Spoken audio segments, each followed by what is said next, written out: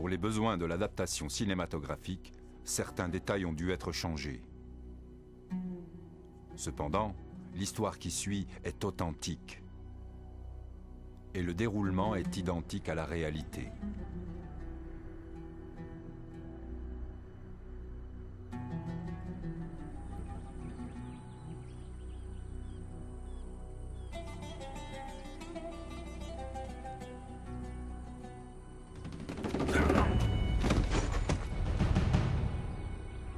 L'attaque par surprise est la clé de la victoire. Vous devez passer à l'action tellement vite que votre ennemi n'a pas le temps de réagir. Assurez-vous que vous tranchez bien d'une artère à l'autre. Soyez déterminé et énergique. Ne lui faites pas de cadeau. Nous vivions et nous étions entraînés dans le désert pour une seule raison. Retourner en Égypte et renverser le gouvernement. Nous étions prêts à faire face à toutes les difficultés. Pour l'amour d'Allah. Nous n'avions rien d'autre en tête que l'appel de l'islam.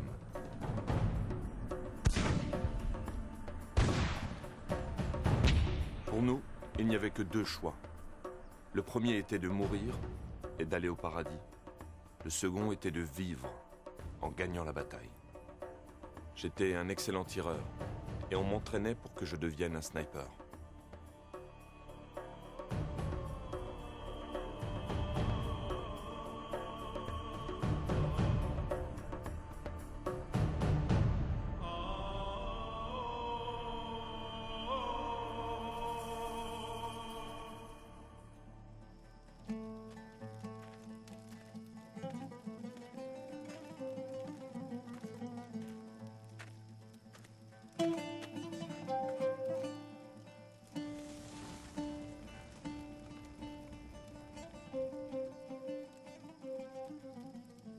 Et quiconque combatte dans le sentier d'Allah, tué ou vainqueur, nous lui donnerons bientôt une énorme récompense. Mustapha, ton frère est au paradis. Cette certitude doit te réconforter, mon frère. Et ne dites pas de ceux qui sont tués dans le sentier d'Allah qu'ils sont morts. Au contraire, ils sont vivants. Mais vous en êtes inconscients. Salam alaikum, Émir. Wa alaykum as-salam. Et qu'Allah vous protège. Comment va l'entraînement, mes frères? Tout va bien, Émir. Qu'Allah soit loué. Asseyez-vous. L'émir nous rendait visite régulièrement. Il venait voir où nous en étions avec l'entraînement. Un soir, il nous fit la lecture d'un article dans un journal du Caire. Il relatait l'arrestation d'un groupe de missionnaires qui étaient accusés d'avoir voulu convertir des musulmans dans un de leurs hôpitaux, en leur proposant des relations sexuelles et de l'argent. Des relations impures. À mort les infidèles!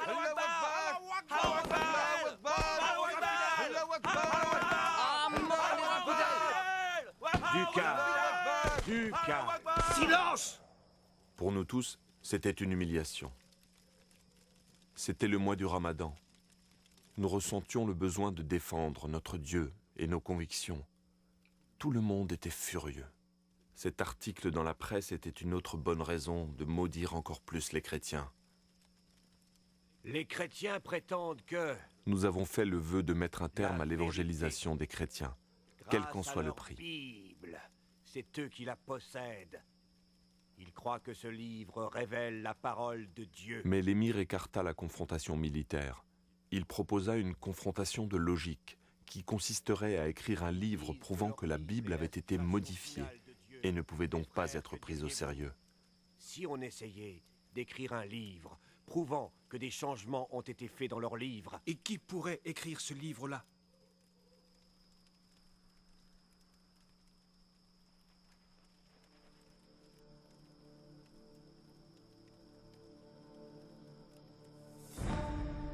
qu'est-ce qui te prend? C'est un simple livre qui te fait peur? Les chrétiens jettent des sorts et font même de la magie avec ce livre. Ma mère en a été témoin. On dit aussi que tous ceux qui lisent ce livre deviennent comme envoûtés. Il est maudit. Je ne peux pas le lire, Émir. Non, non, je ne peux pas le faire. Attention, ceci est ma volonté. Si tu crois en Allah, et si tu crois au dernier jour, tu dois faire comme je dis, Khalil. Non, Émir. C'est impossible. Non, non. Khalil, Non, Émir, je vous en prie. Trouvez quelqu'un d'autre pour ce travail. c'est une mission très importante. Et avec toi, je sais que ça ira. Tu es le seul capable d'écrire ce livre, j'en suis convaincu. Sans doute. Et vous me demandez de les aimer, de penser comme ces infidèles. Je peux pas. Si vous me dites de tuer les chrétiens d'Égypte, je le ferai avec plaisir. Mais lire ce livre maudit est au-dessus de mes forces. Tu es un grand croyant. J'admire ta foi en Allah. Elle est remarquable, c'est vrai. Mais tu fais erreur en te laissant aveugler par ton grand zèle spirituel. Je le vois bien. Tu ne sais plus discerner le bien du mal. Te rends-tu compte du très grand honneur que l'accomplissement de ce devoir t'apportera, sans parler du respect de tous tes frères? Tu seras le premier à exposer tous les mensonges colportés par les Juifs et les chrétiens. Pour ce travail, tu recevras 500 livres par mois, que je te remettrai moi-même.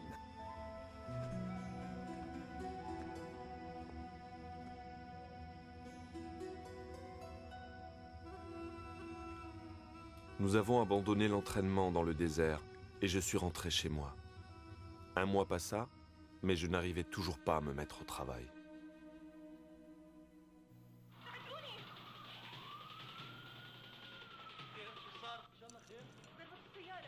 Dites-moi, qu'est-ce qui s'est passé dans la série? Cette pauvre femme, Oh, qu'est-ce figure-toi qu'elle que a? son fils vient d'avoir un accident et il est dans le coma. C'est horrible. Pose ça et regarde avec nous, maman. الحمد لله بس حبيت اقول لك اني اليوم صرت اتاخرت على الشيفت تاعي سمعت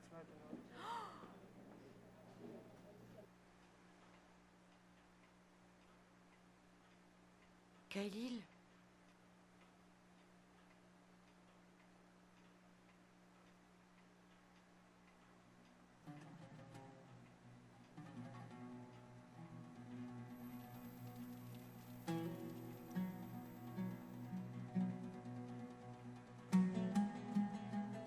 Je vous ai dit de ne pas regarder ces programmes mais hérétiques. c'est pas ce que tu crois.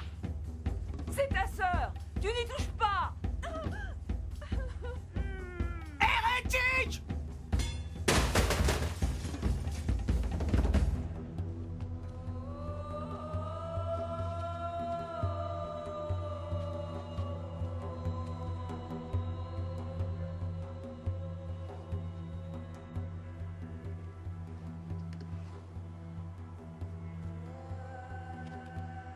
Finalement, je pris la décision d'obéir aux ordres de l'émir. Je lui devais obéissance. Alors j'ai commencé à accomplir ma mission. Mais je ne savais vraiment pas par où commencer.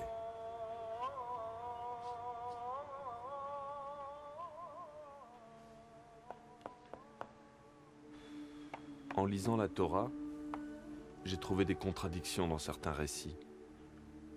Mais étant donné que dans le Coran nous avons aussi ce genre de contradictions, cela n'allait pas m'aider dans mon travail. Si nous disons que ces erreurs rendent la Bible moins crédible, nous devons juger le Coran avec les mêmes critères. Alors j'ai continué de chercher des erreurs plus importantes. Mais je n'en ai trouvé aucune.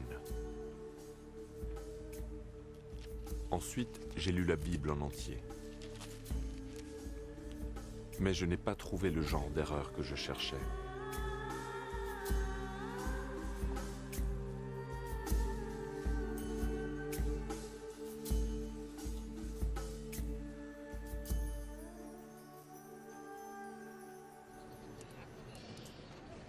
Il n'y a pas un seul verset dans le livre des chrétiens qui mentionne la venue du prophète Mohammed ou Ahmed. Je t'ai apporté quelque chose. Je crois que c'est ce qu'il te faut. Tiens, Démontrer la vérité. dans ces livres, il est fait référence à 26 passages des livres religieux dans lesquels est mentionné le nom du prophète Mohammed. Salut et bénédiction sur lui. Salut et bénédiction sur lui. Ces références apparaissent dans la Torah et les évangiles. Dommage que je les ai pas eus avant. C'était mieux ainsi. Je voulais que tu lises d'abord la Bible en entier. De cette façon, tu la connais et tu peux en discuter. Quand tu publieras tes conclusions, tu seras capable de les expliquer. Khalil, mon fils, ce livre que tu es en train d'écrire n'a rien à voir avec tous les autres livres. On n'a jamais écrit de manière aussi directe sur ce sujet. Si Allah le veut, nous aurons de bons résultats. Si Allah le veut, j'ai pleine confiance en lui. Il nous aidera.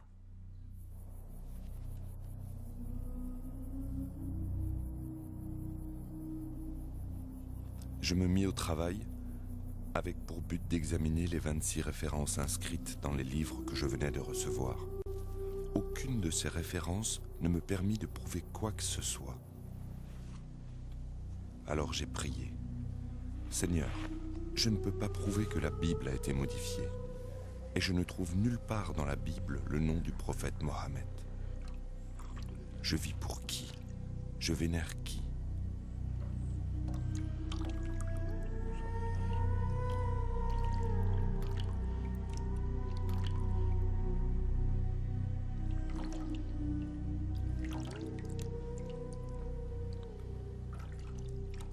Et j'ai pensé, si la Bible est le vrai livre de Dieu, alors quel est l'avenir du Coran? Ces livres ne peuvent pas dire la vérité tous les deux, puisque leurs enseignements vont dans des directions différentes. J'ai donc commencé à écrire un protocole de recherche que j'ai intitulé « Le Coran est-il la parole de Dieu ?» À la fin, j'avais écrit entre 200 et 300 pages. Un jour, l'émir me fit une visite surprise. Je vous prie d'attendre Khalil ici. Il va être de retour dans un instant. Je vous remercie.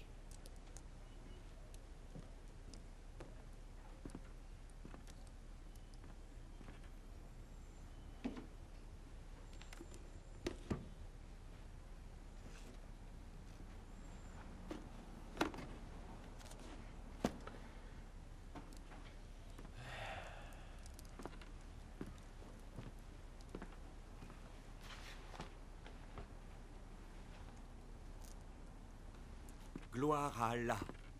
Il a enfin commencé l'écriture du livre.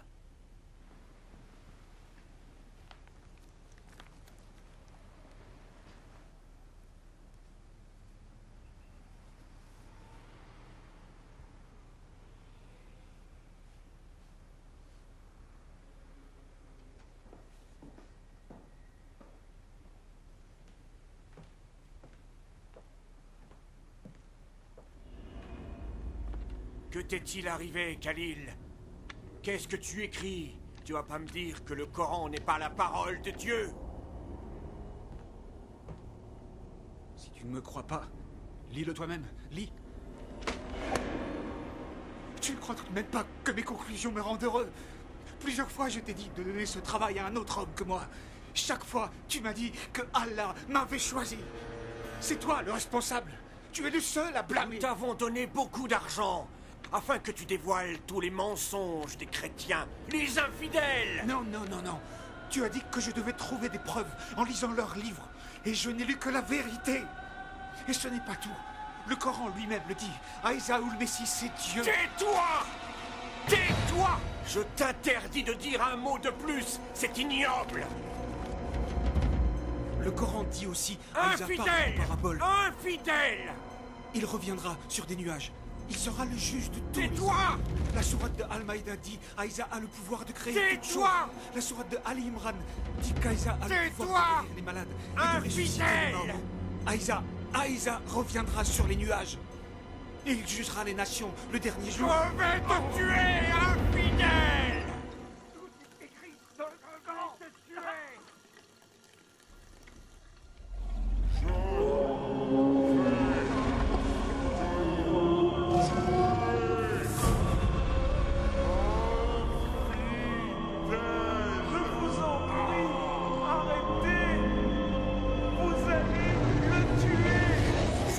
Tuer, infidèle, je vais te tuer!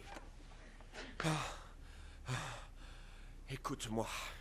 À partir d'aujourd'hui, on ne se connaît plus. Je préviendrai le groupe que tu as abandonné notre foi. Et si un jour tu veux montrer ces saletés, je te préviens, je te tuerai de mes propres mains! Infidèle! Khalil! Khalil!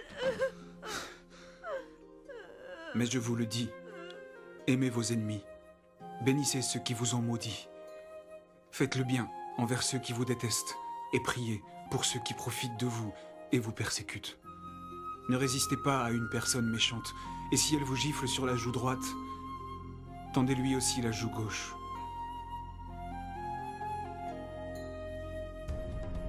Combattez les infidèles, car ils n'ont pas la foi. Combattez les polythéistes de la même manière qu'ils vous combattent. Combattez ceux qui ne croient pas en Allah. Combattez, combattez, combattez. Même s'ils sont des pères, des fils et des maris, tuez-les.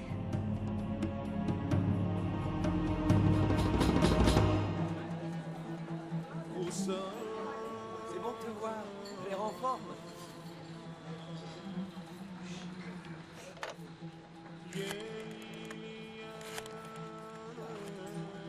Joue une musique plus gaie. Allô, Timothée? C'est Khalil. Non, ça va. J'avais envie de parler avec toi. Bonjour. Un jour, j'ai téléphoné à un collègue de bureau qui était chrétien. Et celui-là, Ouais, ça va toujours. t'as pas envie d'essayer? Si tu veux. J'espérais qu'il pourrait me parler des évangiles, mais il prit Non, peur tu et n'y es pas. raccrocha. Je voudrais que tu m'en parles, c'est tout. Puis je découvris avec stupéfaction qu'on m'avait volé ma mallette, qui contenait ma carte d'identité et ma Bible. Vous avez vu ma mallette? Quelqu'un a vu une mallette? Une manette? Oui, vous l'avez pas vue? Je l'avais posée là. Non, j'ai rien vu. C'était si important. Oui, il y avait ma carte d'identité et ma Bible. Eh, revenez! Revenez! Vous me devez une communication! Faut payer!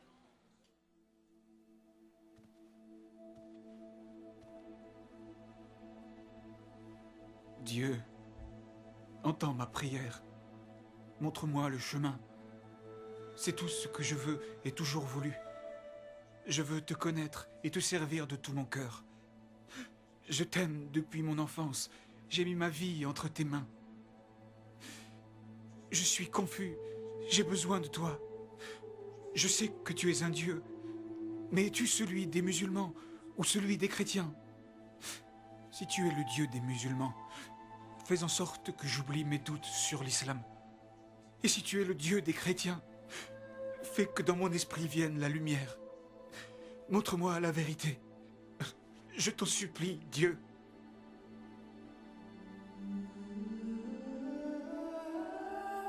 Cette nuit-là, je dormis profondément, comme je n'avais jamais dormi de toute ma vie. Quand l'aube commença à pointer, je fis un rêve.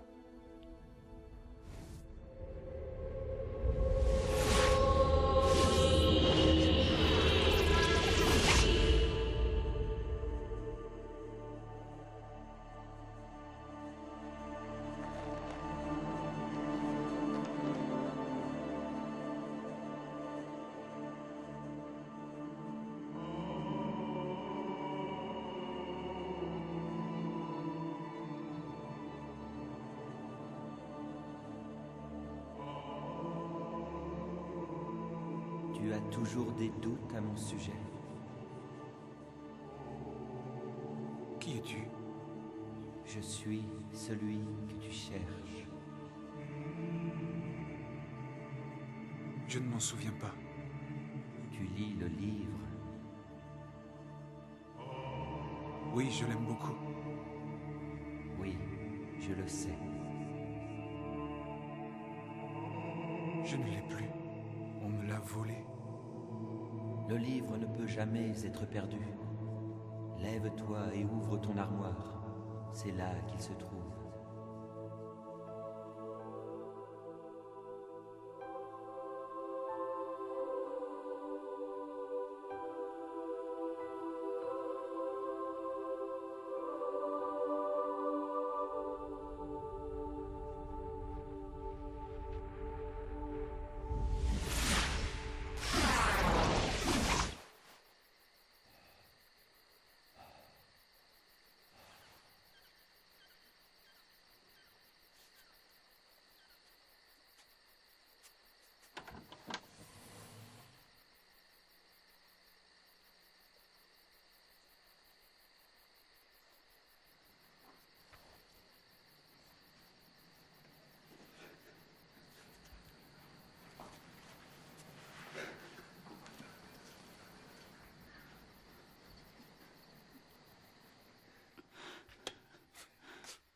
Khalil?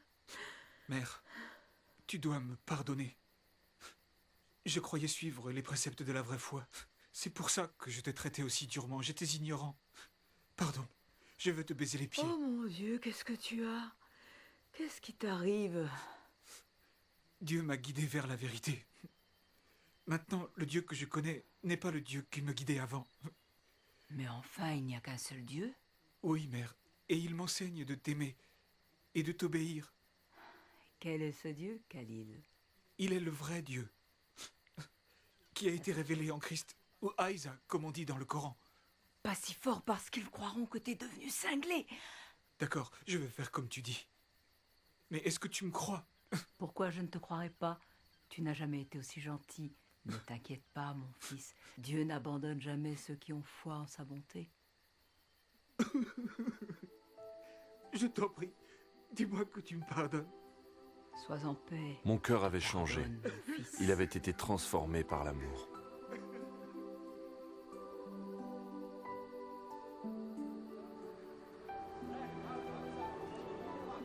Je ne pouvais plus dormir. Je me suis promené jusqu'au matin. Tout ce que je voyais était magnifique. J'avais de la sympathie pour tous ceux que je rencontrais. J'avais envie de leur dire que je les aimais. Même les chrétiens, et eux, me connaissaient comme un homme violent et fanatique.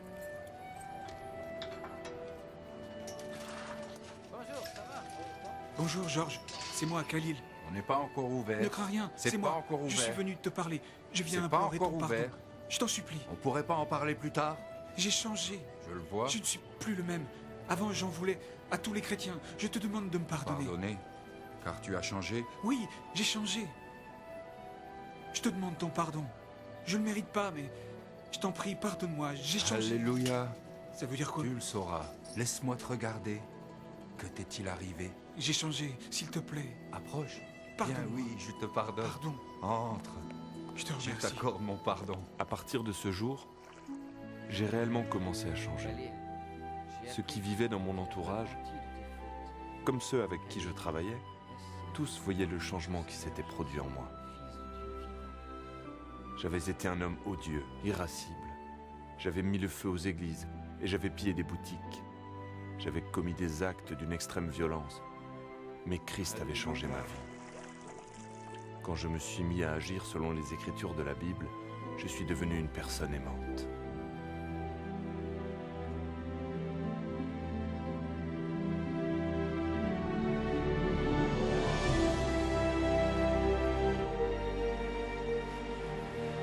Je suis libre maintenant. Le Fils m'a donné ma liberté. La vie est en Christ et la mort est un gain. Dans le passé, la mort était un fantôme effrayant et laid. Mais aujourd'hui, la mort ne commande plus. Je suis maintenant en Christ et toute chose est nouvelle.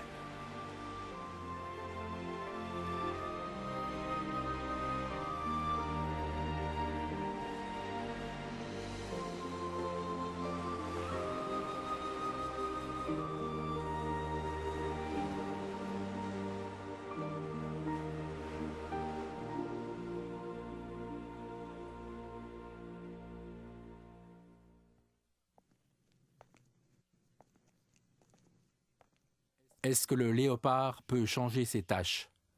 Le lion peut-il vivre en paix avec l'agneau? Un homme dévoré par la haine et la lutte farouche contre ses ennemis peut-il devenir un homme de paix? Dans le cas de Khalil, toutes ces questions ne lui ont jamais traversé l'esprit. Jusqu'à sa rencontre avec le prince de la paix, le Seigneur Jésus-Christ. C'est impossible d'un point de vue humain? C'est ce que vous vous dites? Oui, mais avec Dieu, toute chose est possible. Cela me rappelle un homme, appelé Saül. Comme Khalil, il était grossier, violent, mais très instruit. Il prit la décision de tuer les chrétiens de sa région. Il participa à l'assassinat de plusieurs d'entre eux jusqu'au moment où il comprit qu'il ne luttait pas contre les hommes, mais contre Dieu. Dieu mit littéralement Saül à genoux. C'est dans cette position, humble et prostrée, que cet homme fier a crié son désespoir. « Qui es-tu, Seigneur ?» Et le Seigneur a répondu « Je suis Jésus. Et quand tu te bats contre mon Église, tu te bats contre moi. » De nos jours, On se souvient de cet homme sous le nom de Paul, l'auteur de plus de la moitié du Nouveau Testament dans la Bible. Qu'est-ce qui changea Saül? Qu'est-ce qui changea Khalil? Pour les deux hommes, c'était le même pouvoir, le pouvoir de l'amour. C'est de ce pouvoir que je veux vous parler aujourd'hui, car il n'y en a pas de plus grand. Dieu est amour, c'est ce qu'enseigne la Bible. Dieu est tout-puissant. Il connaît toutes choses et en outre, il est présent partout. Mais en essence, Dieu est amour. Dieu ne veut pas que l'homme périsse, mais au contraire, il veut que tous les hommes se repentent et connaissent la vérité. Ce qu'il veut, c'est que nous vivions avec lui au ciel pour toujours. Tout ce qu'il demande, c'est que nous acceptions Jésus-Christ comme notre Sauveur. Nous voici arrivés au point important. Écoutez avec attention. Khalil a eu l'expérience particulière de voir Jésus dans un rêve. Vous croyez peut-être que vous devez aussi le voir en rêve pour être sauvé? Ce n'est pas le cas. Le salut est un cadeau de Dieu pour tout le monde. La seule demande venant de Dieu est que nous ayons la foi. Même la foi est un cadeau de Dieu. Que pourrions-nous attendre d'autre que de l'amour d'un Dieu d'amour?